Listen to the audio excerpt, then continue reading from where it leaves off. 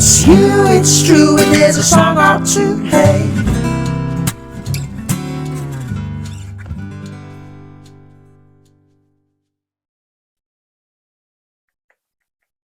Oh, hey, how's it going? Welcome to my new YouTube series, You Drew and a Song or Two. This is an interview-based series where we finish off with the jam. The perfect jam will be a song of theirs, a song of mine, and a cover. And I really just wanted to bring it all together and include some of the conversation that I've had with people that I've jammed with when I've made videos like this in the past. I've also spent a little bit of money and upgraded some of my spec and tech, and I'm currently being blinded by some lights to make sure that the quality is good. I'm really happy with the setup, and I've been really happy with the sound, and I've always enjoyed these kinds of things. And I figured it was time that I poured a little bit more of myself into them and proper updated. I'm going to start a radio show next month with Bath Radio, which I'm very excited about. Thank you to Ollie Lewis, who's been training me. It's been really interesting getting an insight into that world. I'm really excited because I like being a part of the things that are going on. I love Bath. I love living in Bath. I like being part of it and part of the music scene, and I'm doing my best to be part of the music scene through playing music, promotion, and things like that. I'm always trying to grow, you know. I'm always trying to get to the next stage. Aren't we all, right? But the next stage for me is widening the net of promotion, conversation, collaboration, and experience. I would always describe myself as an experience junkie. I love experience. I love having a catalogue of experiences. At the end of every few years, I want to look back at those few years and say, look at all the cool stuff I did. Whether it matters or not, who cares? I don't know. I'm just trying to have some fun. You know, I live and breathe music. It's the thing that I commit to more than anything else. As I've gotten older as a musician, I've appreciated other musicians more and more. I now listen to a lot more like unsigned local artists and things like local. I say local and people from anywhere really, but people that I've met and their music. And because I often play a playlist when I'm doing promotional stuff, and on the playlist there's just people I've met along the way, and I start to get those songs in my head, and I put those songs in my own playlist, and I enjoy their music. So it's so intriguing and interesting to find out what's behind all of that, and you know, what's the better way of doing that than asking, you know, probing people, having conversations. So I'm excited that I'll be doing that on the radio. I'll have my own show, and it'll be called You Drew and a Song or Two, just like this YouTube series. If this series goes well at all, or it seems like it's working, then I will hopefully take the audio and create a podcast with it at a later date. Anyway, yeah, that's enough about me and my antics, my rambling. How are you? How's your day going? Are you is it better than yesterday? Not quite as good as yesterday? Doesn't matter if it's not. Are you ploughing on towards your dreams? How are the kids? How's the dog? How are the pets? How are the folks? How are your cousins? Ignore me. I'm just being stupid. Anyway, today I was lucky enough to chat with Avygayle.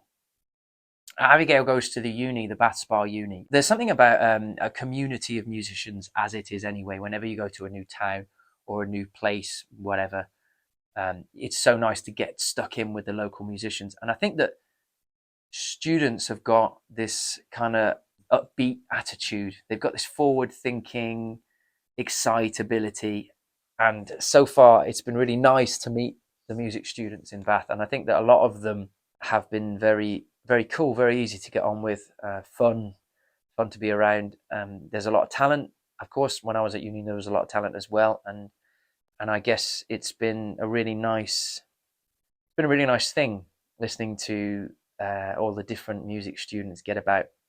Been booking them, been watching them play along myself, been collaborating with them, and yeah, it's been really fun. Avygayle's someone who I have booked in the past at the Brew House actually, and she's come and played there, and she's come and sang with accompaniment, and each time it's gone really well, and she's enjoyed herself. And she's very pleasant to be around and easy to talk to. And yeah, we had a nice chat today.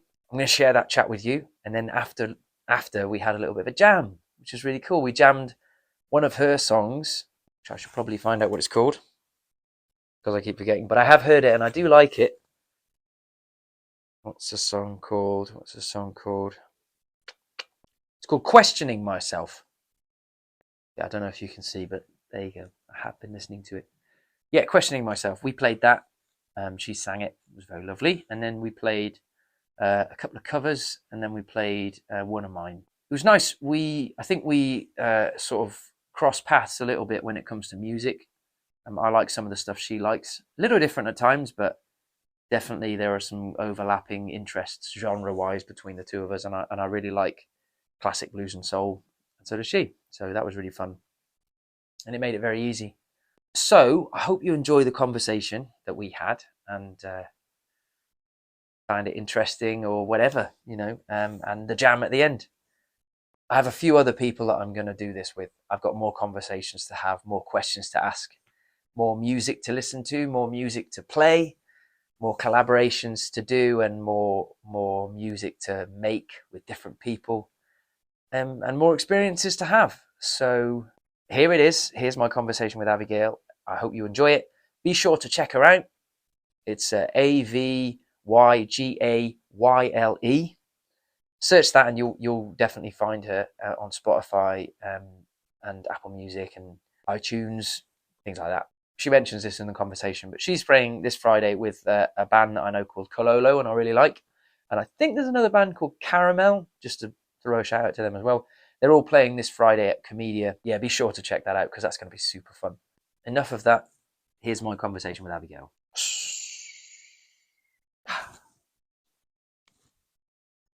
Thank you. Yeah, it's the Mr. Timo. It says "I pity the fool" on it, which is That's cool.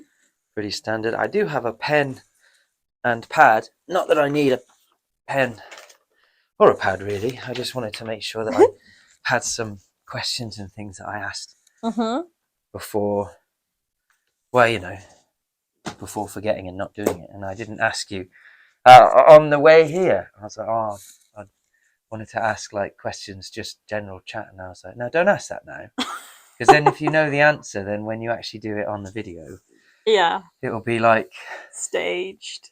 Yeah, exactly. My responses will be staged. So I'll be like, oh wow, that's so cool. Yeah. So I know that you are a Bass Bar music student, Yeah. commercial music, right? Yeah. Yeah. What does that even mean? It's kind of just, I suppose, music for the popular industry. I want to be a solo artist. Oh right, popular music. No specific genre, just like doing it in the modern music industry, whether that's like production, artist, band, or like going into the business. Right. Yeah, because I did popular music, but popular music meant anything from the 20th century forwards. So that's quite niche. Yeah, well, no, as in blues, 20th century, as in last century. Yeah. So blues, jazz, all the way to today. So Yeah. I think it's the same meaning, but over the time they decided that the word popular music was too, I don't know, broad. Commercial. Yeah. They still do that at some unis, to be fair. I know Gloucestershire Uni does that. They call it popular music. It's just like, what is that? Yeah. Well, it started off as music, and then you had to do like a degree of understanding of like actual like classical music and stuff as well. And loads of people were like, yeah, I don't want to do this. It's not why I'm here. No. So let's do popular music. Yeah. And then they provided that as an option. So yeah, okay, cool. I've met quite a few people off your course. I've got to say, it's one of the cool things about moving to Bath is meeting people like yourself, loads of music students. Yeah. When I'm at music nights, it just fills with young people that are full of like all kinds. Yeah, they're full of talent. They're full of eagerness. They're loving it. And they're in a good mood. Yeah. It's nice. It's nice. So you see how long I spent on that. It took me ages. Nice.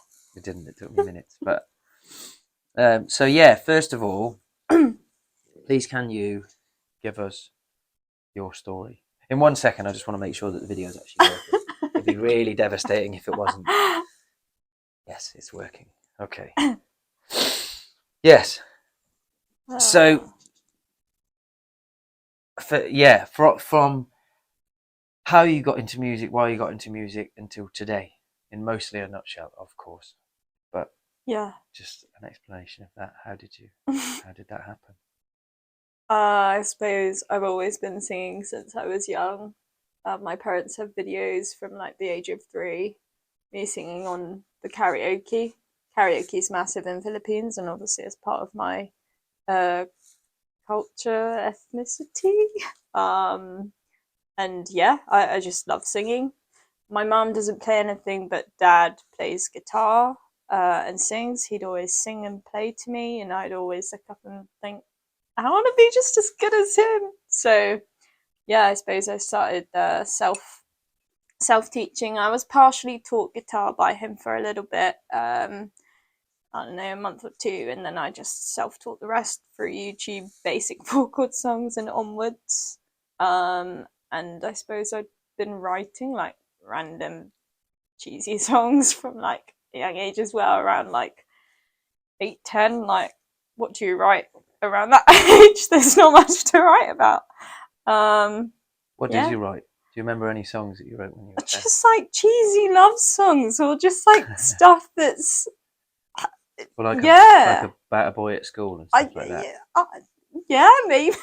I very basic, or like the way you say things lyrically are just so direct and bad. Right. um So your dad was a proper musician, Only as a guitar, hobby, yeah. cool, yeah. But I'd play guitar, sang, stuff like that. Mm. And his dad is also a guitarist and sings. He's like from a country background, again as a hobby, but also very good. So kind of had it like surrounded a little bit. My mum doesn't do anything, but my granddad in Philippines also does sing. So your mum's the Filipino side is your mum's side, is that right? Yeah. Right. So she likes karaoke. Um, she doesn't really. She's more of a bit of a dancer, to be honest, and cooking. But she does like music and appreciate it. Yeah, she'll sing for fun. Yeah, Cool. but But you were born and raised yeah, in the yeah, UK, right? yeah, In Gloucester. yeah. In Gloucester. Nice. I've moved all over because of dad's job, so it's never been like Really? settled in one place. Yeah, because it was like being born in Gloucester, and then I was living in Fordingbridge, Hampshire. I was too young to even remember it. And then my brother was born in Salisbury, and then we moved to Tewkesbury, and then we moved back to Gloucester, and now I'm in Bath. Ah. You did a Yeah, little kind of like fairly Midland like yeah. spread. I suppose, yeah, yeah. Yeah, wow. All in the So West. yeah, Where's the exactly. favourite place you've ever lived? Um, that's hard. I can't remember things when I was really young, so probably Tewkesbury, because I was young and I had a very good, fun primary school, good What, more than Bath? friends. No, no, no. I'd say now I love Bath, to be honest. Yeah, Yeah. Bath is beautiful. Ah, And I Tewkesbury feel over like, Bath. no, I prefer Bath because I feel like the friends that I have now are like the friends I'm going to hopefully have for life. Yeah, Yeah, fingers crossed, eh? it's only just the beginning. Yeah. No, it's good. I love Bath. I love Bath. Marie and I moved here 2 years ago.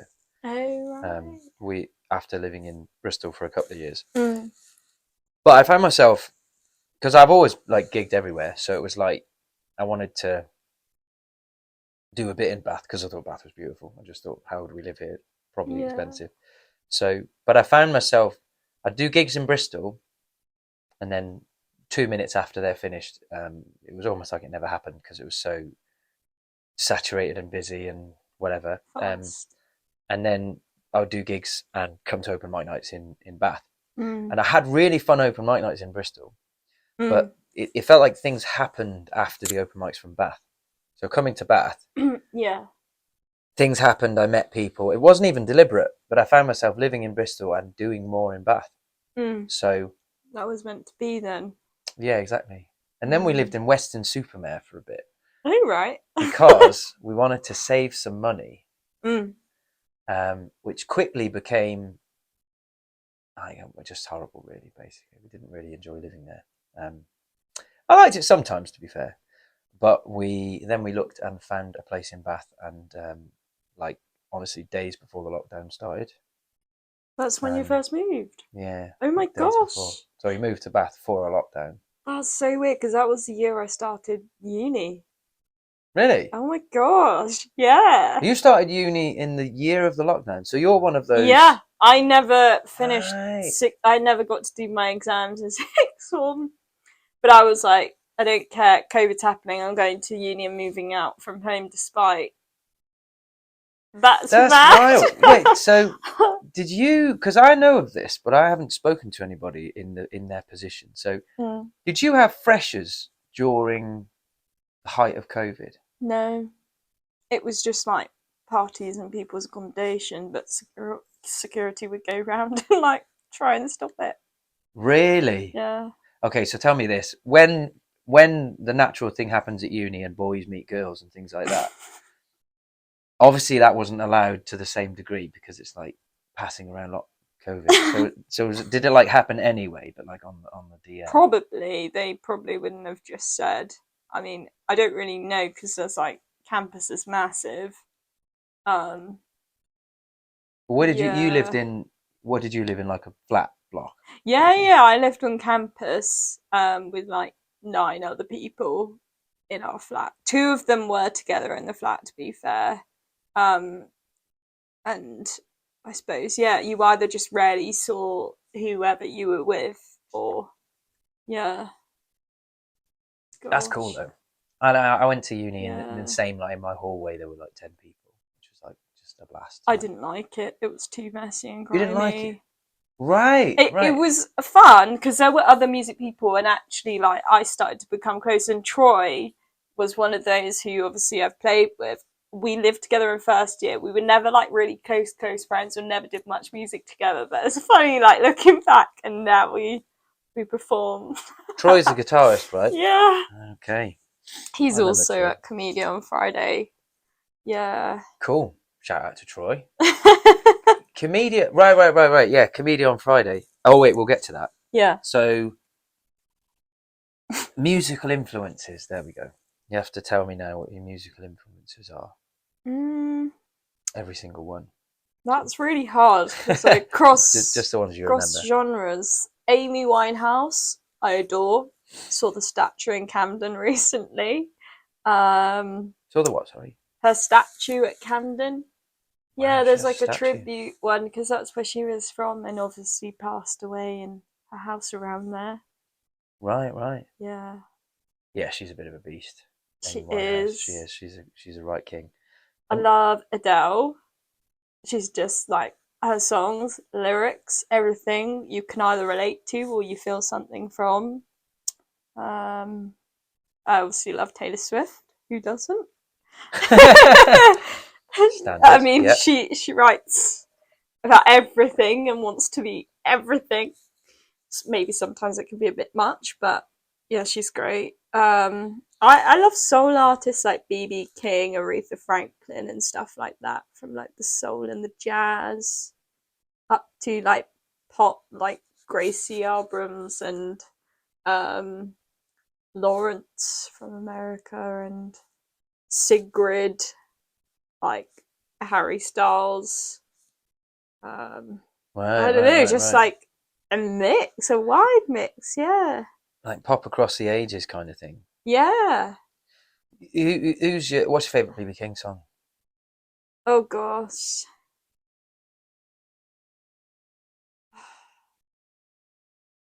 This is very important. Maybe Chains and Things, actually. Right, okay. Yeah. I love B.B. King. Bluesy. Obviously, The Thriller's Gone is really good. That's a beast of a song. It's a beast of a song. But my dad always plays it in the car, B.B. King. Yeah, I absolutely love B.B. King. I think, like, I don't know if he's a granddad, but he probably is now. If B.B. King was your granddad, that'd be really cool. Like, yeah. Yeah. If B.B. King was your anything, that'd king. be really cool. Yeah, he's a real legend. Cool. The standards. So, So I just want to, like, loads of people ask that question. And as a musician myself, I can actually understand it a bit better, and it, because it's like such a loaded question that you almost don't know how to answer. Like, what music do you like? Mm. And that's like goes alongside what music you play. Sometimes they're nothing alike. Yeah, Sometimes they're nothing alike at all. Yeah, like you could play music like Etta James, and listen to Cradle of Filth, or and it doesn't necessarily matter like that. A guy I was in, an old friend who was a drummer and I was in bands with in school. He listened to like reggae exclusively, and we were a metal band. Wow. And he was saying, like, when he used to say that when he drummed, it was like sport in a way. It was like his hobby. So like drumming metal was his hobby, but listening to music was reggae was for him. Yeah. It's so when you first started, like, actually playing and singing, or at the very least singing in front of crowds of stuff, and music became your thing, as in you took music at high school, right? Yeah. Or secondary school, or whatever people call it. Mm-hmm. Who was it then that you were probably trying to emulate the most? Yeah, I suppose people like Adele or Freya Ridings, just big voices, simple piano, quite, personal Okay, I like stuff. that. Big voices, I like that. Yeah. Because I don't know how you feel about it, about these styles of music too, but I also I grew up listening to blues and soul. Yeah. And like, one of the key things, as you know, with like soul, is everyone in that genre has an immaculate voice. Yeah. Like, that's like the point in a way. And then when you hear something, when you hear like kind of standard Britpop, I mean, it's, I'm using that as an example because it's not really my thing. Obviously, there are amazing singers in Britpop, but you hear some standard Britpop like that, and people are like, "Oh, this band's amazing! Listen to this band," and then it's like you just can't. It's like they're not even singing. They just sound like they're sort of moaning or talking or talking. Yeah, and it's like I can't connect with that at all.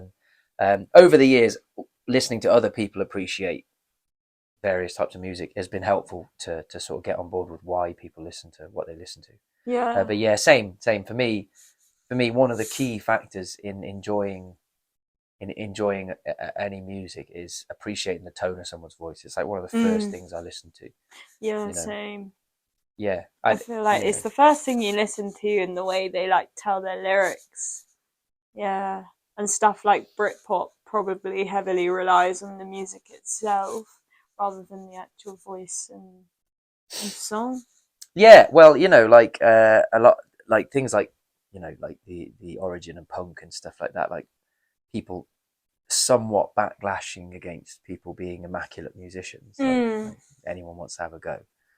Which, if you think about it, is really nice. But at the same time, it didn't come out with music that I liked.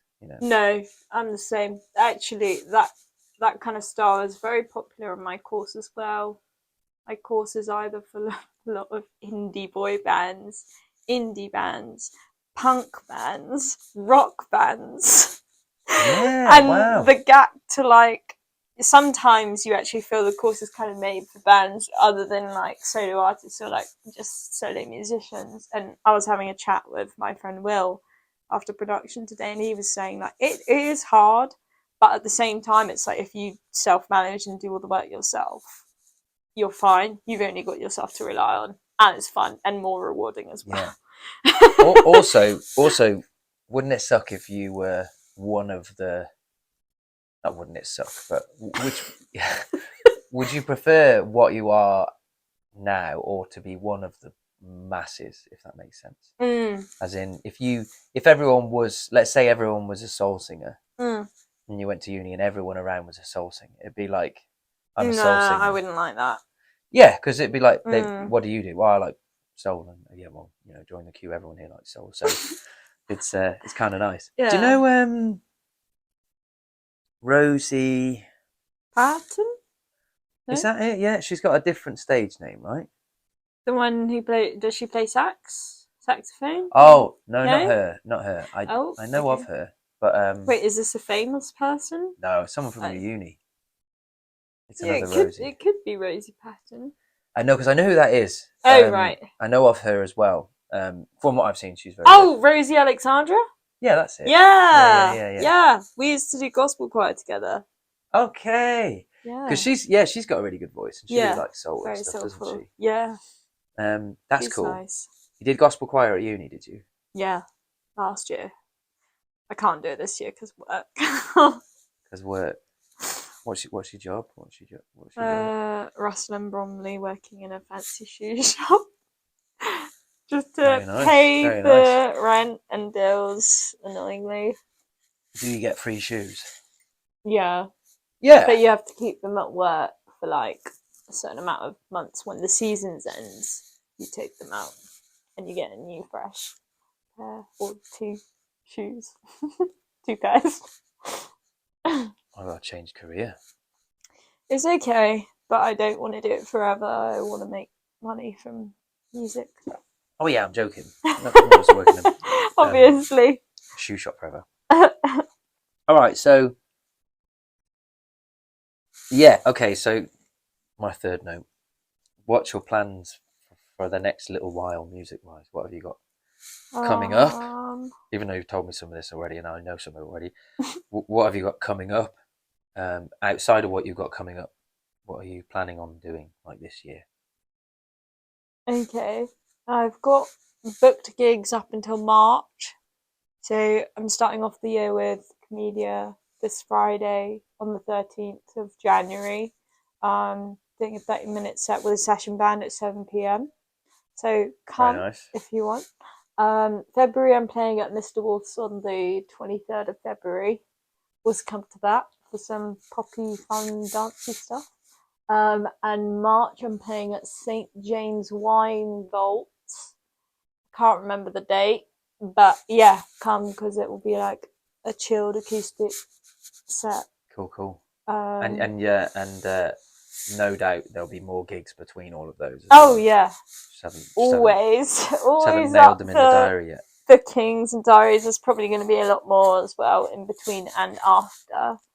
I'm meant to graduate this year, and I'm figuring out what to do with my life. I've been offered a cruise job last summer, so it's on the cards. Nothing's definite. Maybe. What, singing? Yeah, I was. Nice. I don't know. I love the idea of traveling and performing. It's not actually what I want to do, but I suppose it could be a gateway into other places in the industry. But again, the dream would be to, be a signed artist or have a music job in London, maybe. Whether that's working in a studio as part of like production or the engineering. Like, I'm so open to anything in the music industry at this rate. Nice. Yeah. The thing that's funny is when you do, as you know, when you do a gig that's amazing, ticks all the boxes, it's very hard to imagine yourself doing anything else. Yeah. Because nothing else is as fun as that, right? Exactly. I now do the promotional thing quite a bit, and I do enjoy that. The socials. Yeah, well, like putting on music for places and well, things like this, having chatting to people and collaborating and all that sort of stuff. Yeah, it's fun. And the open mic night, but there's nothing more fun than the actual thing itself, playing and singing. There's just nothing more fun than that, especially when it's in a venue that you like. Definitely. Yeah, I love it. So, big network question that obviously I usually think is fairly just like, who cares? But I'm going to ask it anyway because it's interesting. What's your 5-year plan? Picture Avygayle now. What are you, 20? I'm going to be 21 in less than a month. Less than a month? Yeah. So you're 20 in 11 months. So 5 years from now, you'll be 26 in less than a month. Oh my gosh. So it's a good age. So nearly 26-year-old Avygayle, what is she going to be doing? Where's she going to be at? What's her list of, I did all this, I'm really proud, happy days? either got a publishing or label deal, toured in different countries, or at least toured the whole of the UK in some way. Maybe did a cruise job for a bit, lived in London for 1 year, moved out, got married, have a nice home. Maybe like singing teach on the side, 1-to-1. Has no one asked you this question before? No. Really? That's the big question.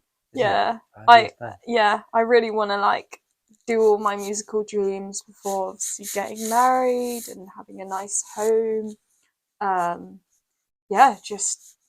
Just doing music. Interesting. You haven't included going bankrupt, being homeless for 3 months, starting all over again. That is a realistic possibility. I don't have that much money. Okay. Yeah. Cool. So, next loaded question is split in half. What's your dream gig?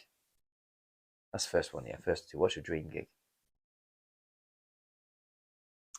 Which is also an absurd question. I'm very aware. That's hard. I'd love to sell out a venue, whether that's somewhere in London, maybe. Right. So anywhere. selling out a venue rather than the venue itself, right? So as in, if it was, I don't know, Mr. Wolf's or something like that in Bristol, a standard music venue in Bristol, selling it out, that would be a dream gig for you. Maybe something like the Apollo, or because I think it's the people that you feed off the energy there with your music to create the atmosphere. Yeah. So the second part of the question is, do you prefer a really big gig, hundreds of people going nuts, big lights, can't barely see anything, or would you prefer like a coffee shop that's pretty full and everyone's intimately listening? Wait, no. In both gigs, everyone's listening, but in the coffee shop gig, everyone's like, it's almost like you could hear a pin drop while you're playing, kind of thing. Yeah. But the other gig, everyone's going, Avygayle, you're amazing, all that sort of stuff. I prefer the smaller, intimate one. Okay. I mean, that's only what I've also done so far as well, because the full attention's on and like everybody really focuses and hears the songs. And I suppose you're more likely to please a smaller audience, or the majority of that, because it's smaller. And secondly, if it's more intimate, like it's just more enjoyable as well. It's more chilled, more relaxed. So when you played the Brewhouse last, you and Troy, yeah, that wasn't thousands of people screaming your name, but that was, I would put that more in the second category of those, as in it's quite lively. Yeah, there's lots of noise going on, but everyone's listening. I see that. I love that. Going like this with their phones used to be the lighters, but now it's the phones. That was like the first time we had people ever singing along. They gave us such a high. We weren't expecting people to sing along, and I was thinking, oh my gosh, imagine if that's like with one of my own songs and that's the goal next. Okay. We will see. Yeah. Cool. Because I over the years I've done various like things in music, and whenever we do a gig where I don't do so much modern stuff anymore, but I used to do like sort of 90s classics, and I'd pick the odd chart song that I liked, which is not many. Nice. But I'd pick the odd chart song that I liked and I'd cover that. And it'd be really cool because you'd get everyone up dancing and everyone would be loving it and shouting and singing along. So I'm quite used to that. And honestly, I did that for a long time, and eventually it didn't feel like it had a great deal of depth, because I so throwing out what I wanted, that I thought people wanted to hear, well, I knew what people wanted to hear. That I started to crave the first of those two options, basically I don't know if the first or second, either way, the kind of more intimate gig. And I've done a couple of gigs where everyone has listened completely, genuinely, been happy with whatever song you're about to throw at them and all that sort of stuff.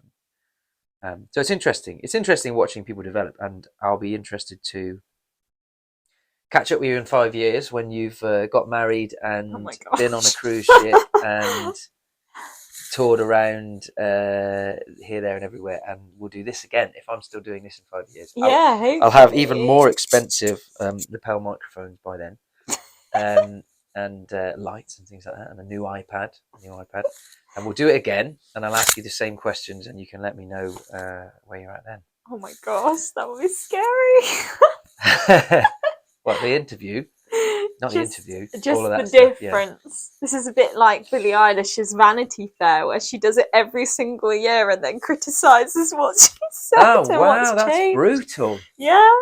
Wow. And you just see how much growth has happened. So, yeah.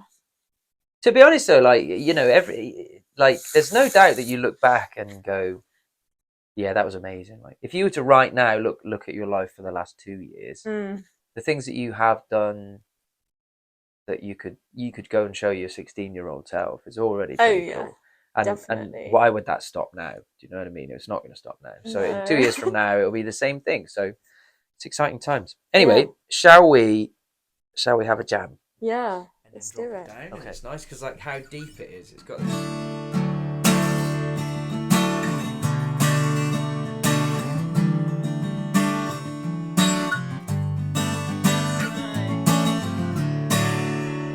It's lovely, isn't it? And it's all because it's everything slightly deeper. You know what? I haven't actually played it many times, but yeah, I should be able to.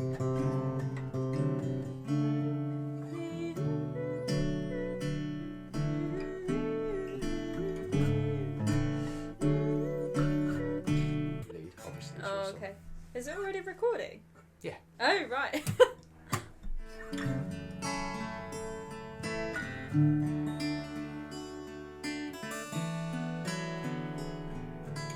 Questioning myself each day, whether you love me for me, or whether it was a delusion. It was everything you wanted to see. Don't even know what's true, but you threw me away. Yes, it says a lot about you. I pour my heart and soul into you. It takes two, but you broke everything. I don't understand how you could be like that. I love you, but look how you treated me. Was I a fool to believe all your promises to me will come true? But I'm sorry, it's true. I know that you never loved me. I know that you never cared, 'cause if you did, you'd still be there.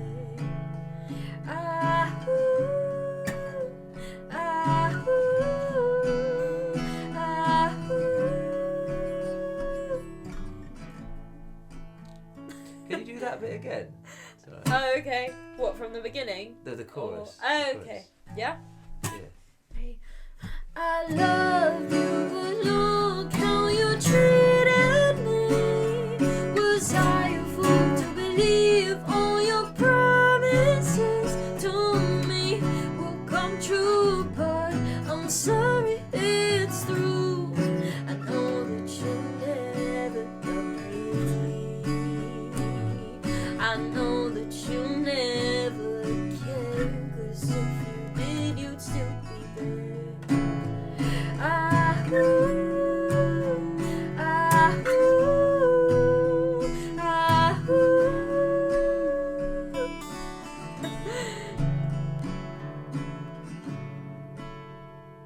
really like that bit. Nice. I thought that earlier when I listened to it before I met you. I thought I really like that bit. I'll have to remember that bit. Aww. It's lovely. Yeah, it's just a bit different. Awesome. Isn't she lovely? Isn't she wonderful?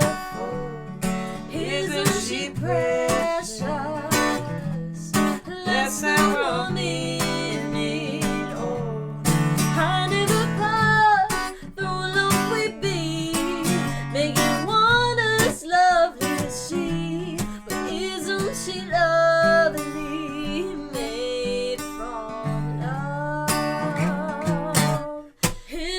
she lovely?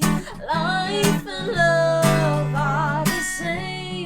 Life is Aisha.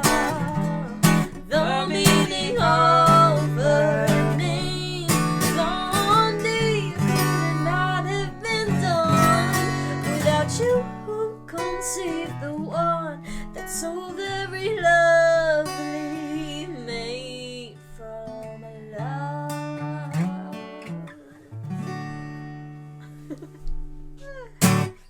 Lovely. Baby, when you get home, yeah, R-E-S-P-E-C-T, find out what it means to me. R-E-S-P-E-C-T, A-K-R-T-C-B. Oh, yeah, just a little respect. And listen, baby, 'cause this is the good part. Ooh, that's nice. This is the good part. This is the good part. Well, and listen, baby, listen, baby, listen to me, baby.